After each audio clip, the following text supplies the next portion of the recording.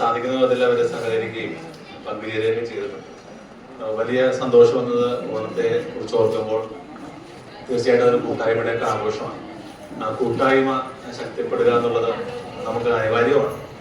അത് ഈ ദിവസങ്ങളിലൊക്കെ പ്രത്യേകിച്ച് ഈ ഓണക്കാലയളവിൽ നമ്മൾ കുട്ടികളെ ഒരുമിച്ച് കൂട്ടുക എന്നുള്ളത് തന്നെയായിരുന്നു നമ്മുടെ പ്രധാന ലക്ഷ്യം.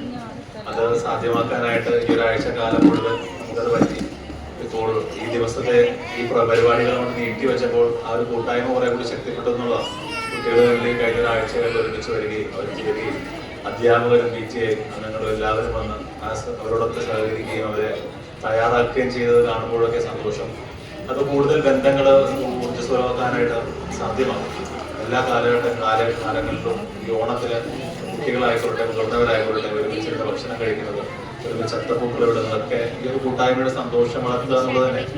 അങ്ങനെ കുറേയധികം പേര്, ഒരു അധ്യാപകർ, അതുവഴി PTA-കാര് എല്ലാവരും കൂടെ ചേർന്ന് ഈ ഒരു കൂട്ടായ്മയെ കുറെ ശക്തിപ്പെടുത്തിയിട്ടുണ്ട്. അത് ഒരു ഓണത്തിന്റെ സന്ദേശം എന്ന നിലയിൽ ഈ ഒരു കൂട്ടായ്മ മുന്നോട്ട് പോകുമ്പോൾ അത് കൂടുതൽ ശക്തമായിട്ട് അന്യം നിന്ന് പോകാതെ മുന്നോട്ട് പോകട്ടെ എന്നുള്ളൊരു ആശംസയും പ്രാർത്ഥനയും മാത്രമാണ്.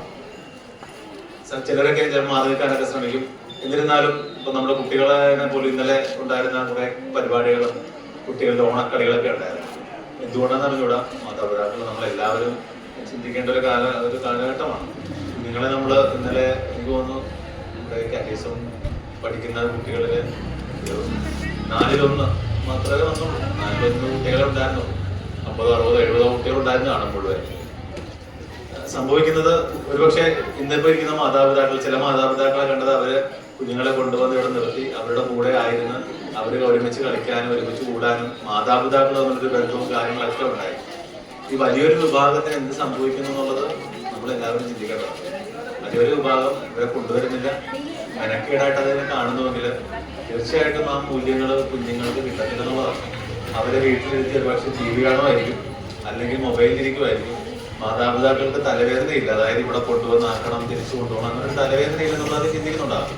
പക്ഷെ അങ്ങനെ ചിന്തിക്കുമ്പോൾ നഷ്ടപ്പെടുന്ന വലിയ മൂല്യങ്ങളുണ്ട്. ഈ കുഞ്ഞുങ്ങൾ ഒരുമിച്ച് കൂടാൻ, അവരുടെ സ്നേഹം ഒരുമിച്ച് പങ്കുവെക്കാൻ, മാതാപിതാക്കൾ തമ്മിലുള്ള സ്നേഹത്തിൽ ഒരു ഊർജ്ജസ്വലത ഉണ്ടാകാൻ, അതൊക്കെ നഷ്ടപ്പെട്ടു പോകുന്നുണ്ട്. അത് ഒന്ന് നമ്മൾ ഈ ഓണക്കാലയളവിലെങ്കിലും ഒന്ന് വിചിന്തനം ചെയ്യേണ്ടതാണ്. ആ ഒരു കൂട്ടായ്മ ശക്തിപ്പെടുത്താനായിട്ട് ഞാൻ എന്ത് ചെയ്യുന്നു, അവസരങ്ങൾ നമ്മൾ ഒരുക്കി കൊടുക്കുന്നുണ്ട്. ആ അവസരം ഉപയോഗിക്കുന്നുണ്ട് നമ്മൾ ചിന്തിക്കേണ്ട ഒരു കാലയളവാണ്. തീർച്ചയായിട്ടും ആ ഇപ്പോൾ നടന്നു പോകുന്ന അല്ലെങ്കിൽ ഒരുമിച്ച് കൂടുന്ന അവസരങ്ങൾ ധാരാളം ഉണ്ടാകട്ടെ. അതിലെല്ലാവരും സഹകരിക്കുകയും ചേർത്ത് നിർത്തുകയും ചെയ്യട്ടെ. വലിയ അനുഗ്രഹം എല്ലാവർക്കും ഉണ്ടാകട്ടെ എന്ന് ആശംസിക്കുന്നു. കള്ളമില്ലാത്ത, ചതിയില്ലാത്ത സന്തോഷത്തിന്റെ നാളുകൾ മുന്നോട്ട് എല്ലാവർക്കും നേർന്നുകൊണ്ട് ഈ ഓണാഘോഷ ദിന പരിപാടികൾ ഔപചാരികമായിട്ട് ഉദ്ഘാടനം ചെയ്യട്ടെ പ്രത്യാഗ്രഹിക്കുന്നു.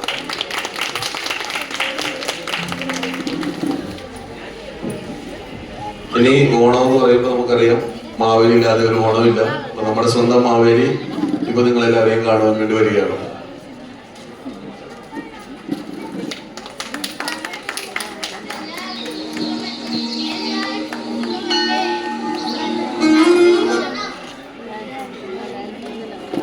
എല്ലാവർക്കും സുഖമല്ലേ?